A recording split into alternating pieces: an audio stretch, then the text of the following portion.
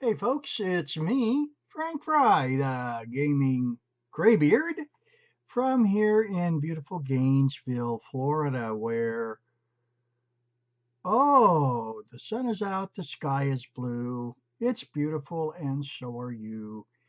Dear Prudence, won't you come out to play? From the Beatles' White Album, by the way, the song is called Dear Prudence. I gotta remember this is kind of like reverse. Okay, now we got this. Today, I would like to explore one of the most annoying damn phrases I've come across in a while. That's so Lovecraftian. And in fact, the title of this little essay, rant, whatever, is That's So Lovecraftian Not. Now, how many of us have seen that? We come across pictures of tits and tentacles, or tentacles with tits, or whatever. Oh, this is Lovecraftian, man. Really? No, I don't think so. Or somebody publishes a picture of some strange oceanic creature, which actually turns out to be a sea slug. And no, that's not Lovecraftian, not by a long shot. In fact, I suppose we could answer exactly what is Lovecraftian. Well, let's define the word. Lovecraftian means pertaining to Lovecraft. Now, I'm not going to sit here and say Lovecraft's works aren't filled, they don't have sexual connotations and overtones to them, because hell yes, they do, as much as he carried on about breeding and genetics and such. Yeah, it does. In fact, my friend and Caitlin R. Kiernan, sorry, Kate, I messed up your name, one of the best modern horror writers, and especially when it comes to H.P. Lovecraft, said the same thing, and she actually got me to thinking about it. And yeah, she's right. No, that's not it. What Lovecraftian means pertaining to Lovecraft, and of course, for do that, you have to get an idea of who H.P. Lovecraft was.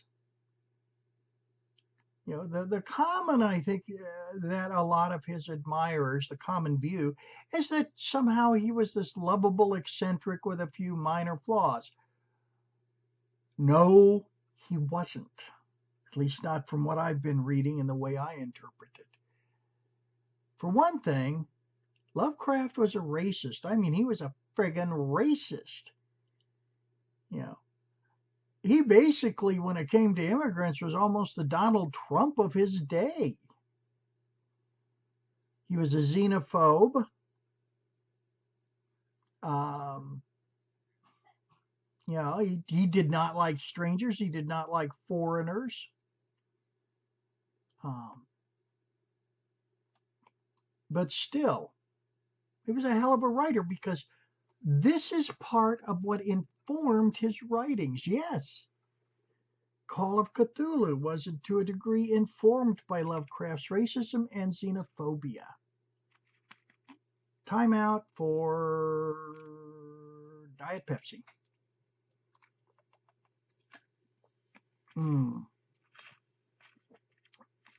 Anyway, it formed what has come to be known as, cosmic horror. And that is the concept that we are nothing. There's a lot of nihilism in Lovecraft, that we are nothing compared to the cosmos. And the cosmos is like a great rushing machine that is just absolutely ready to stomp us into the ground at any time. And who cares? There's nobody out there to care. Among other things, Lovecraft was also an atheist, although I've heard the term rational mechanist also applied to his outlook. But whatever it was bleak. Probably one of the best applications of this, one of the most Lovecraftian passages I ever read, at least in terms of what my uh, take on what is Lovecraftian, actually comes from the graphic novel The Watchmen by Alan Moore. It's a tremendous piece of work overall. But in it, one of the Watchmen, if you will, in fact, he's probably my favorite character, a vigilante known as Rorschach. Basically winds up eventually getting caught, getting sent to prison.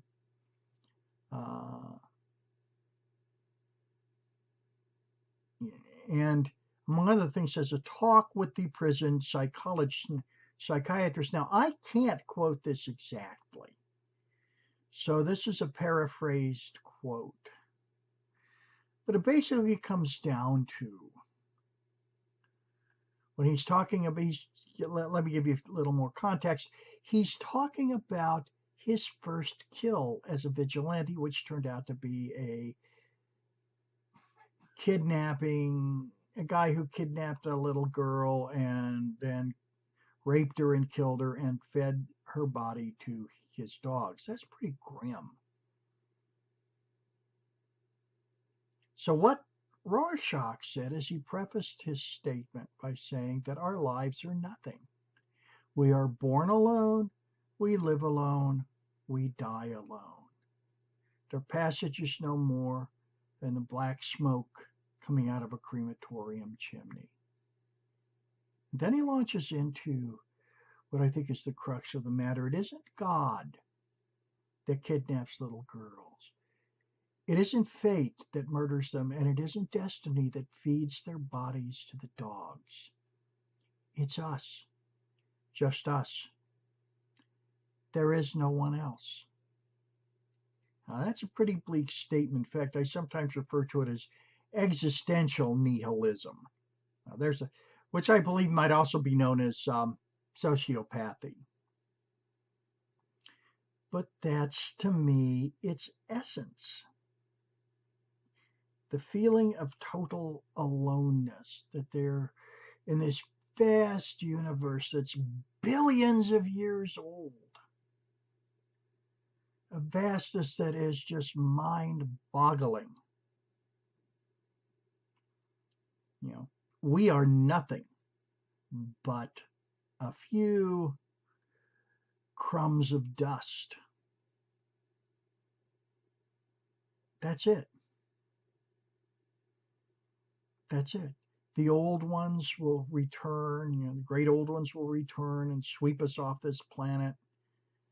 Like we're no more than a colony of ants or some other kind of annoying little insect. And it's this response, I think, and the response to these concepts that makes it interesting. I mean, when you hear of Great Cthulhu now as a, quote, pop culture character, wow.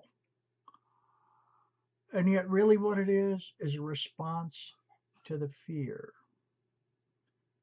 It's a response to that bleakness. So we're going to take this whole sense of bleakness and terror, we're going to compress it down. We're going to make a plush toy out of it. We're going to make a cartoon out of it. It's not going to be, because it's something we feel like we can control when in truth we really can't.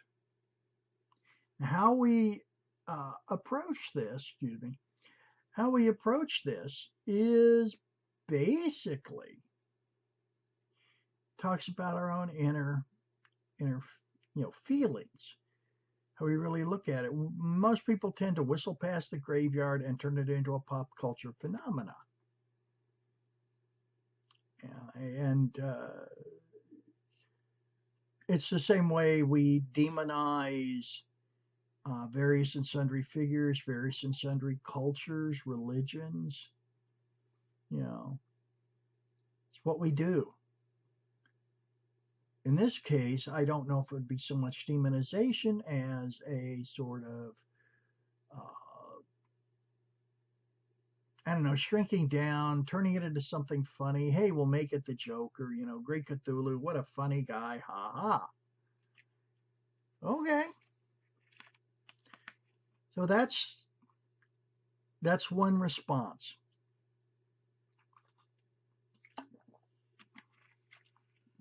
The other response, or rather another response, is the very Nietzschean type of response. Yes, the great old ones will return someday, but not today. Not on my watch. These are the people that would go out and aggressively hunt the Cthulhu cultists. Try to stop their machinations. Simply because, well, they're going to, they may win someday, but they're not winning today. Not on my watch, not while I can draw breath. I may be an insect that these old ones are going to sweep away, but I am going to be the insect that bites back. Whether they notice it or not, I'm going to fight back because it is only in the struggle is our true humanity revealed. Now, you can take that for what it's worth. Or there's another response, which simply says, I don't believe that at all. I believe we are part of the universe. We are part of this whole vastness. Okay, I guess it depends on what you believe. Ultimately, though, how do you evoke this cosmic horror in a game, role-playing game? And that's the really interesting part.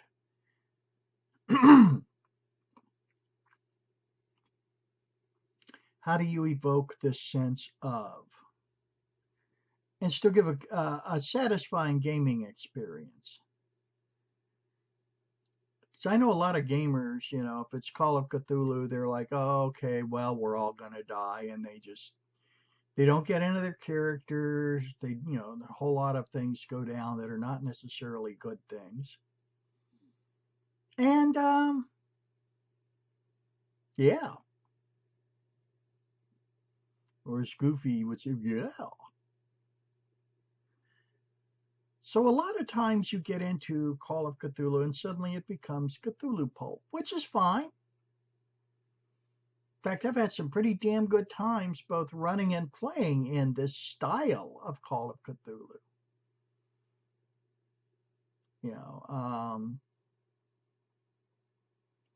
Ass kickers of the unknown. Yeah, okay. Okay. That's good. It's not cosmic horror, but it's fun, and that's, after all, what we're here for. In fact, I'm really beginning to wonder whether or not you could do a true and real cosmic horror campaign and keep people involved in it. Or are you going to get the whole, well, what is this crap? And you start losing your players. Okay. I guess we'll see.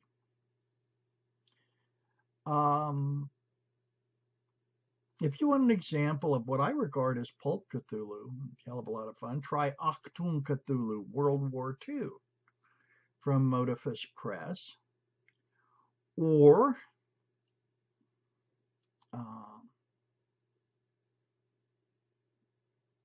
I guess Trail of Cthulhu could work. We now have Cthulhu Abides, which is poking its nose up.